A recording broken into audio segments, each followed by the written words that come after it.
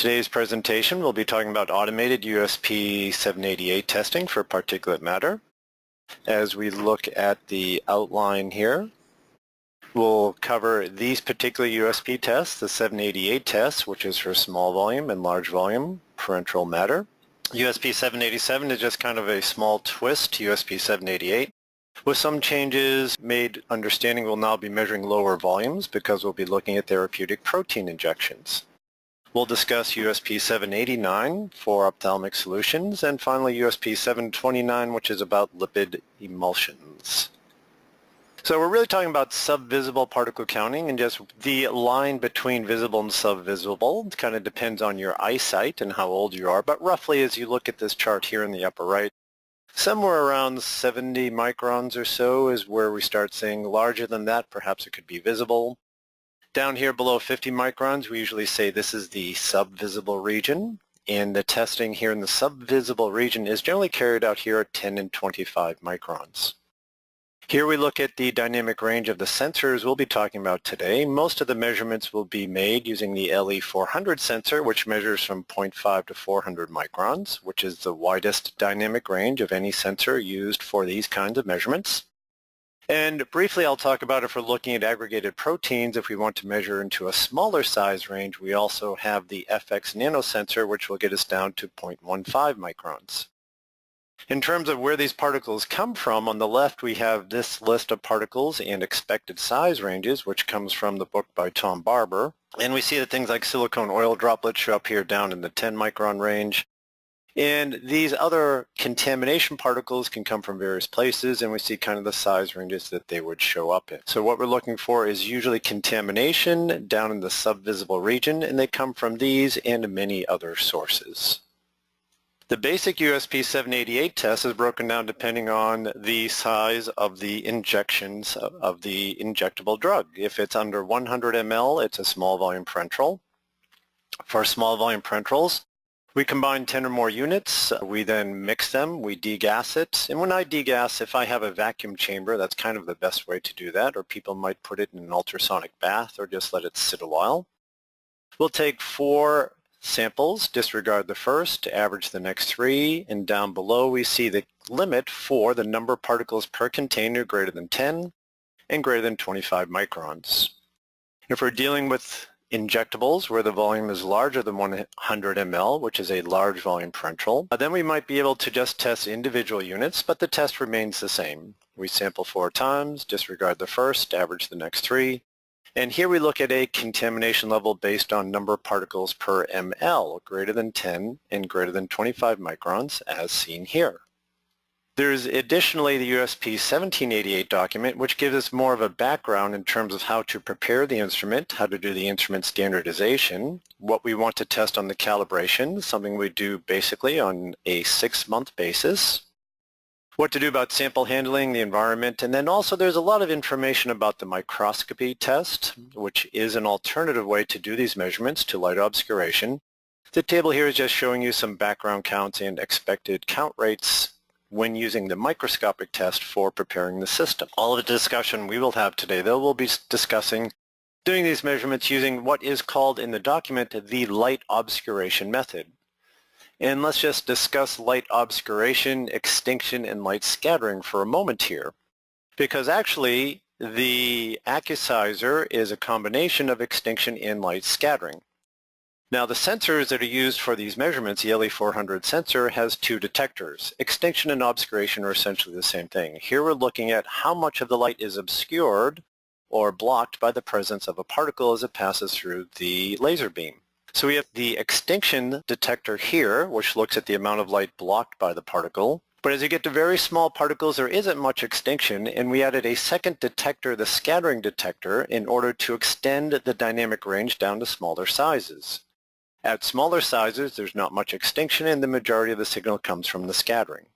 So we take the input from these 2 detectors, sum them together, bring them into the pulse height analyzer or the counter, and through the use of a calibration curve, then one at a time, we can look at the pulses generated by the particles passing through the sensor and convert them to a particle size, and one at a time count and size the particles. Now, when we deliver the AccuSizer systems, we have two calibration curves. We have a curve where we only look at the extinction, and that is the curve in the upper right.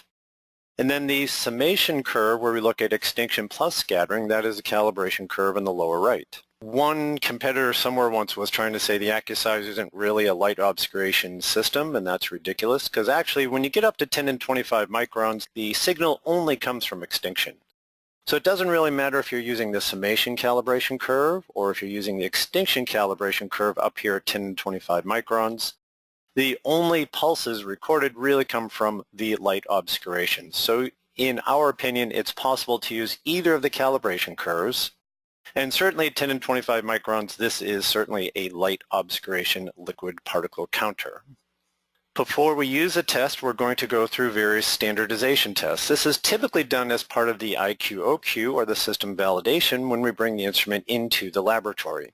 And some of the tests we're going to perform before we start doing the USP testing are things like sample volume accuracy, which is a pretty simple test. You just weigh the beaker before and after you pull a known volume, and you make sure you've pulled the volume that is expected. We check the flow rate, where we just have to take the same test above and include a stopwatch so that we know the volume pulled over a given amount of time. But then we're going to do some additional tests, such as testing the calibration, which has to be at 3 size ranges. These are some typical size ranges to test. We'll look at the sensor resolution, and also we're going to make sure that not only do we have size accuracy, but counting accuracy, where we will typically use the USP Particle Count Standard. And let's briefly talk about some of these additional tests before we start making the measurements. So for calibration, we need to measure at 3 different sizes. We can choose those sizes, but very often we would do this testing at 10, 15, and 25 microns. Now 10 and 25 is pretty obvious because those are the basis of the pass-fail criteria that counts at 10 and 25 microns. So we might want to make sure that we have good calibration points at those size ranges. But it turns out the most important size to test is at 15 microns. The reason for that is because of the USP Count Standard, which we're also going to run before we say the system is ready for use. The USP Count Standard is actually a 15 micron polystyrene latex standard. And these standards are very narrow. And the reason this is very important is the Count Standard specifications include the number of counts greater than 10 microns, and then the ratio of the count at 10 microns divided by the count at 15 microns. So in the graph on the right here, what you see is if we had a broad distribution, the blue distribution here, a slight variation from this peak at 15 microns wouldn't make a big difference.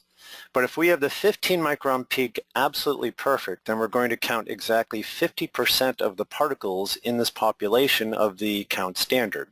Since it is a very narrow distribution, what if we just have a slight shift in our calibration curve, and what if that shifts from, say, 15 up to 16 microns?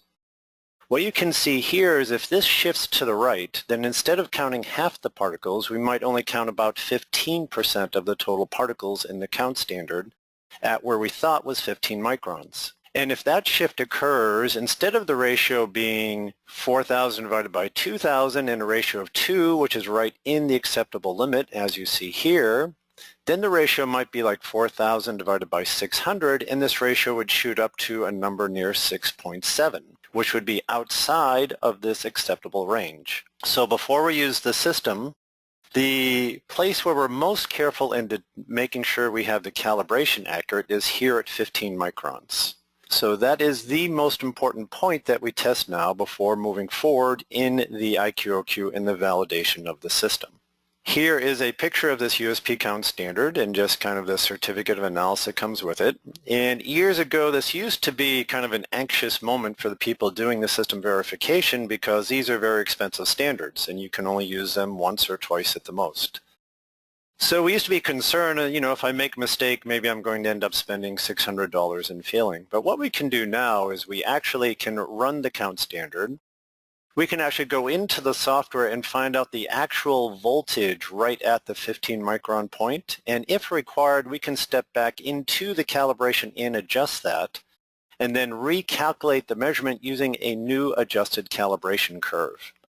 Now, doing these things is something only the qualified engineers from particle sizing systems, part of Integris, can do.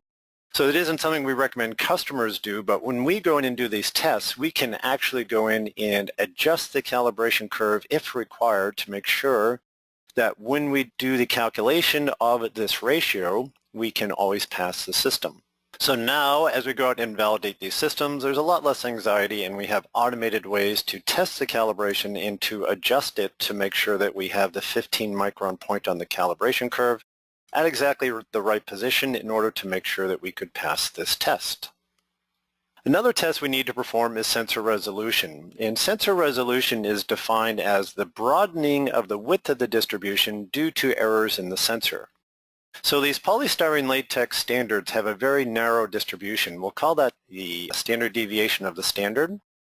So it's not completely monomodal. There's a slight breadth to the distribution. And in this equation, the standard deviation of the standard comes from the certificate of analysis on the bottle of the standard. We analyze this standard, and then the sensor and the system will introduce a small error, and it will broaden the standard deviation. And that is the observed or the measured standard deviation. And we use this equation then to calculate the percent resolution of the sensor, and that value must be below 10%. Now, in my humble opinion, this is really a legacy test. If you go back to the 1980s, when I was a product manager at Hayek, we were actually failing many of our sensors. This is back when we actually used white light bulbs for the light source in the sensors. And in order to make this whole issue go away, that's when we first developed the first laser diode sensors. Those were created in the later 80s, and since then, sensors pretty much always pass, and all of the LE400 sensors always pass this test. So really, it's kind of an issue that has gone away, but the requirement is still written in the standard, so we still perform these tests. It used to be a fairly complicated calculation of determining these standard deviations. Now it's all automated, and when we run the 10 micron polystyrene latex standard once to check the calibration curve, we can use that same data. We have all the pulses from making that measurement, and we have an automated sensor resolution report, which you see on the right here. So we just need to run the 10 micron polystyrene latex standard once, and then we can use the same information to test the sensor resolution, and it always passes. So this is much easier now, and the reporting is automated, making this a much easier step. Now we're going to prepare the system. We've checked the calibration, the flow rate, we've passed the count standard, the resolution test. In order to set up the system to make measurements, we use the measurement protocol, which we see an example here. Here we can say we want a measurement volume of 5 mLs. Maybe we're going to do 4 replicates. We can set a tear volume.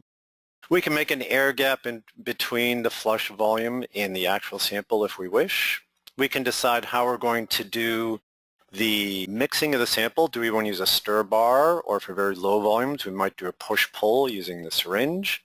Are we going to operate in extinction or summation mode? We could set it up so that we always flush to a low count rate before doing measurements. Then we can save these protocols, and at this point forward, all the measurements will be automated, including the reporting as we look at these various tabs of setting up the protocol. In the second tab is where we're going to define some parameters that we may use for some additional calculations. For instance, if we're doing USP 729 testing, then we're going to input information on the fat concentration and the density of the oil in the emulsion. And if we're doing USP 788 small volume parenteral testing, we'd want to enter here the number of containers and the volume per container. So we set up the instrument protocol settings on this tab. Here we do the channel and physical properties, and then we can have it automatically report either USP 788, etc., depending on the test that we are performing. Once we set up these protocols, then we simply start the measurement, and I have a short video here where we can watch the measurement being used in taking this measurement. Here you see the syringe just simply pulls down, and this will aspirate the sample up through the sensor. And while we do this, we have a real-time display on the counter looking at the number of particles and also the sensor voltages during the measurement. It pushes the sample to waste, or we could conserve the sample.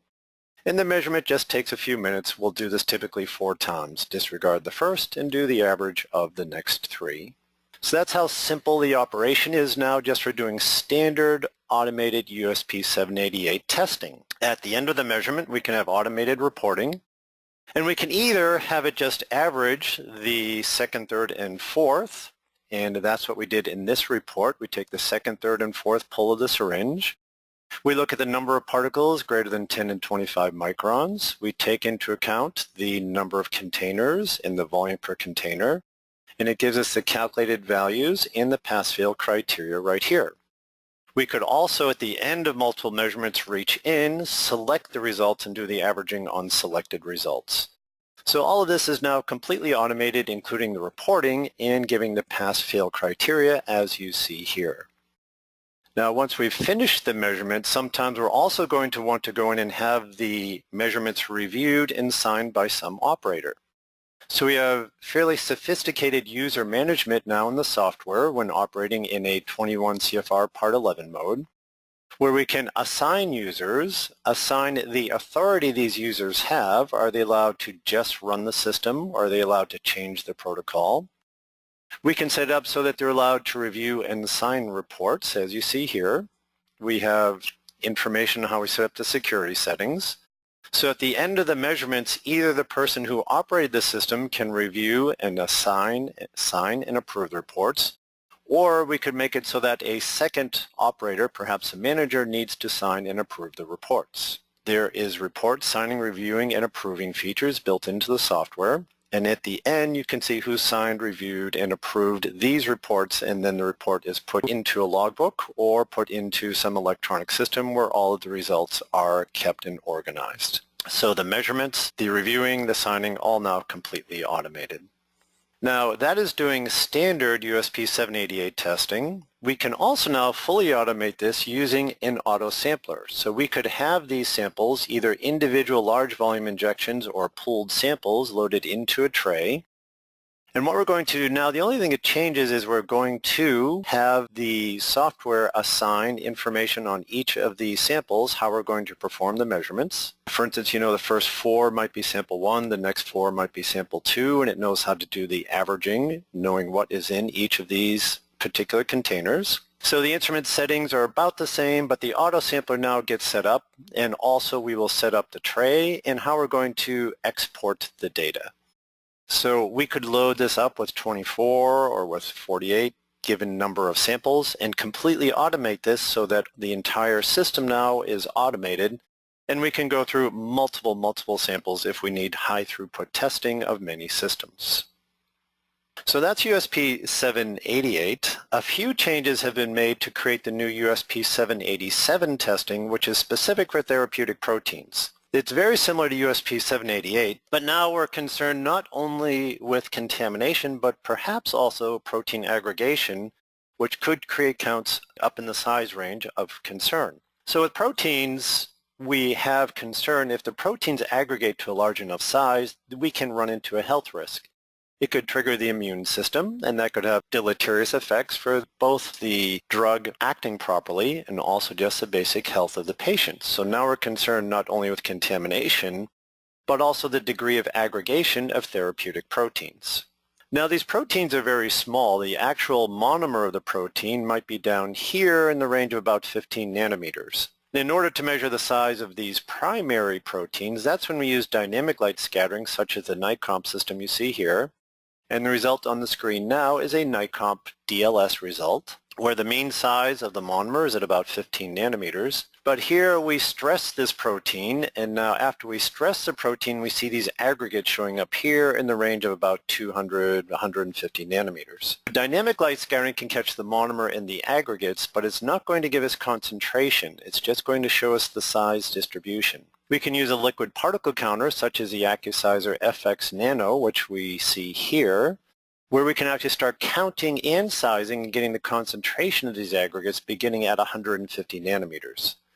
So we could use a dual sensor, AccuSizer FX Nano, to start counting these aggregates from 150 nanometers up to the 10 and 25 range where the USP 787 pass-fail criteria is.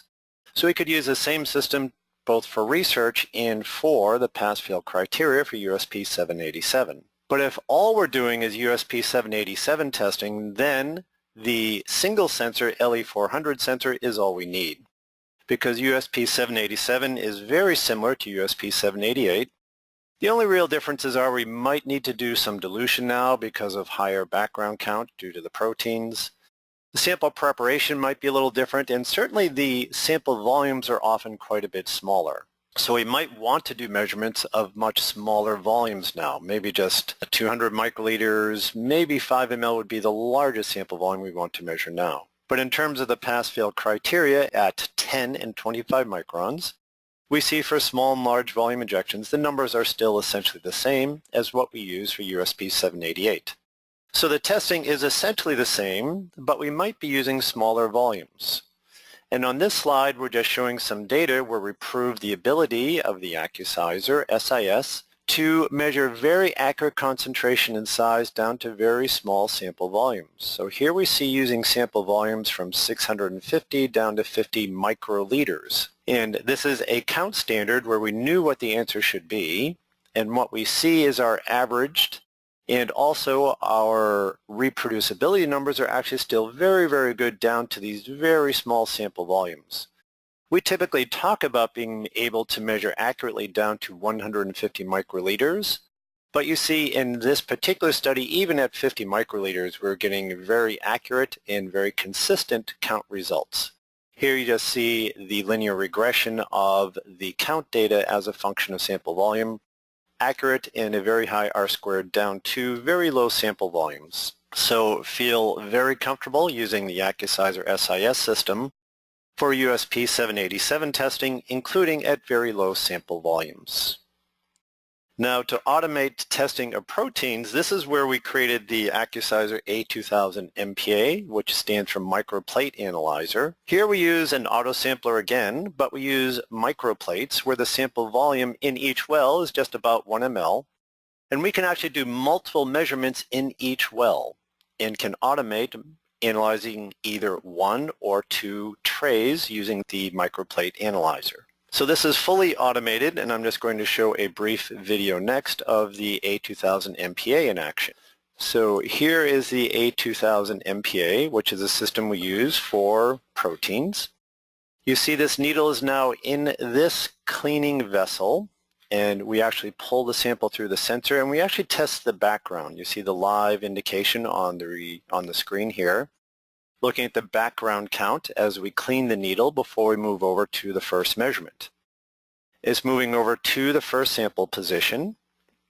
And in the first sample position here, we have designed it so that we're going to do 2 different pulls. You can watch the syringe operating over here. So here's the first measurement, and we see the live update on the screen here of the first measurement. The system pushes that out to waste. Now it's going to take the second measurement at the first position. We have the live update on the screen here. And at completion of this first measurement position, it will now go back to the cleaning vessel. We'll check our background count, and making sure that we have cleaned our needle, we can then move forward to measure the second and all of the other positions within the microplate analyzer. So this is an image of the A2000 MPA in operation if we're doing many measurements following USP 787. By the way, the full video of that operation is available to be seen on our YouTube channel. So that's automation using the A2000 MPA. Now let's switch to USP 789, which is for Ophthalmic Solutions, very similar to USP 788. We see here the number of particles that we're going to test at 10 and 25 microns. The testing is essentially the same. We're just going to look at the particle count per ml at 10 and 25 microns. And this is some data where I went to a drugstore and just bought an Ophthalmic Solution, a generic and a brand red-eye solution. What I did is I just measured both of them, and we see the number of particles per ml at 10 and 25 microns for the brand, and then also here for the generic values. Then what I did is I spiked the sample with a 25 micron standard, and we see the increase at 25 microns. So these would pass and that would fail, and just showing the sensitivity of the system to do the measurements following USP 789. Otherwise, very simple and very similar to doing a USP 788 test. The last test we're going to discuss is USP 729, which is for lipid emulsions. And here there are two tests. There's method 1, where we use dynamic light scattering, such as the NICOMP system or laser diffraction, where we're going to look for the mean size of the emulsion, which must be under 500 nanometers or 0.5 microns. Then we're going to use a liquid particle counter, in this case the AccuSizer APS, to look at the percent of particles greater than 5 microns. And what we talk about is the volume percent, the PFAT5 greater than 5 microns, and that must be below 0.05% of the total. Now these are very high concentration emulsions, so for this measurement we typically use the AccuSizer APS, which does automatic dilution using a two-stage dilution where we can fill a sample loop. That loop is then diluted into a sample chamber, and that is our first stage of dilution. Then as we bring the sample down through the sensor, the second stage of dilution occurs here, where we continuously bring in filtered clean water. And using this two-stage dilution, we can actually do dilution ratios of like 1,000,000 to 1 very accurately and calculate back to the actual concentration, so we can very accurately perform this PFAT5 calculation. Method 1, as performed in this case by the NICOMP dynamic light scattering system. Typically perform this at 90 degrees. We verify using 3 different size standards. In my case, that's overkill. This is a system where if you can show the performance is working at 100 nanometers, you're proving it's working across the whole range. Dilution is typically required for these, and the dilution can either be manual, or we actually have the ability to do auto dilution using the NICOMP DLS system. We do the measurement, and what you see here is a result for a fat emulsion where the mean size is at 313 nanometers, certainly below this 0.5 micron or 500 nanometer limit. Then we also look at the chi-squared calculation, which is an indication of do we have a single or multiple peaks, and that has to be a low chi-squared value in order for this to pass the method 1 part of this test. The method 2 part of USP 729 uses the AccuSizer APS system. That's where we're going to look at the total percent volume greater than 5 microns. The dilution is automatically performed using the AccuSizer APS, and now the calculations are automatically performed as well. And what we see here are some automatic reports looking at the PFAT5 calculation for a sample with very few large droplets, and we see we pass. It's at 0.03%, below the 0.05% limit. And then we look at an emulsion which has many more large droplets, and here we see we fail. We're up at 0.08%. So the dilution is automated, the calculations are automated. Again, a very simple measurement using the AccuSizer APS, which is certainly the system used throughout the world for performing USP 729 method 2 testing. Before we use the AccuSizer APS, we go through the IQ/OQ and the validation, the qualification stages. And we actually go beyond what is required because we're going to look at the calibration at 3 different points. What we're also going to do is a count standard check where we use a bimodal count standard. And we're going to look at not only the size performance of the calibration curve, but we'll also do a count standard check. Even though it's not required in the USP protocol, we actually do this for every system. We have our own internal 5 and 10 micron particle count standard to make sure the system is operating properly before doing the USP 729 method 2 testing. So we certainly can supply very solid support for validation IQ/OQ before using the system for USP 729 testing. Those are the tests we wanted to cover today, and across the board the AccuSizer is the most advanced system for any of these USP tests. If you look at any of the components in the total system, it is the most advanced system, including the sensor where we have the widest dynamic range, the standard sensor going from 0.5 to 400 microns, and if we want additional information to track protein aggregation, we can measure down to 0.15 microns using the AccuSizer FX nanosensor.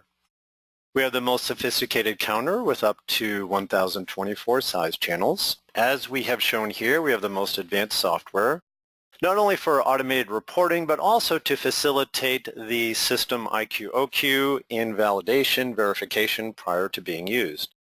The calibration routines are very simple to use now, as is the count standard, the resolution testing, etc., as I've shown earlier in this presentation. And all of these tests can now be automated using an autosampler for the USP 788 or the A2000 microplate analyzer if we're working with therapeutic proteins and want to test per USP 787. So this is a review of using our systems for USP testing. Anyone can send additional questions to me. I provide my email here, mark.bumiller@integris.com, if any additional questions should arise.